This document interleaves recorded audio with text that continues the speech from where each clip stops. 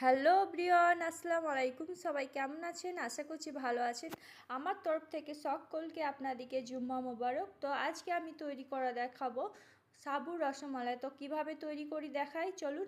তো এই তো সবার প্রথমে এক বাটি আমি সাবু নিয়ে নিয়েছিলাম, তো আধা ঘন্টা মতন ভিজিয়ে রেখেছিলাম। তারপর একটা ছাকনার সাহায্যে সাবুগুলো খুব ভালোভাবে পানিগুলো ঝরে নিয়েছি। তারপর এখানে ঝরানোর পর 1 চামচ চিনি, তাতে 1 চিমটি লবণ, তো ওগুলো ভালোভাবে মিক্স করে নিয়ে তারপর একটা ডো করে নিয়ে তারপর হাতে আমি একটু ঘি, আপনারা চাইলে এখানে সাদা তেলও দিতে পারেন হাতে। তো এখানে আমি গোল গোল করে শেপ দিয়ে দিব।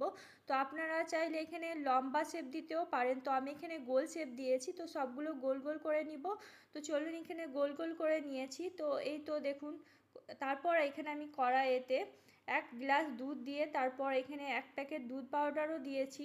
তো দুধ পাউডার দিলে দুধটা খুব গাঢ় হয়। তারপর এখানে 2টো এলাচ দিয়েছি। তারপর এখানে আস্তে আস্তে জাল দিয়ে খুব ঘন করে নিব। তো এইখানে আমরা পরিমাণ মতো এখানে চিনিও দিয়ে দেবো, তো আপনারা স্বাদ অনুযায়ী চিনি দিয়ে দেবেন। তো এই যেহেতু আমি রসমালাই করব, তার জন্য আমি চিনির পরিমাণটা খুব কম দিয়েছি। তো এখানে আমি সাবুর গোল গোল দানাগুলো দিয়ে দিলাম। তো আমি কিছুক্ষণ জাল দেওয়ার পর আমার রসমালাই রেডি।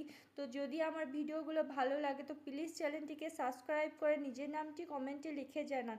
আমি প্রতি জুম্মাতে আপনাদের নামগুলো পড়ার চেষ্টা করব। যেহেতু আমার কমেন্টে কারোর নাম লেখা নয়, তার জন্য আমি আজকে নামগুলো পড়লাম না। তো আজকের ভিডিওটাই পর্যন্ত।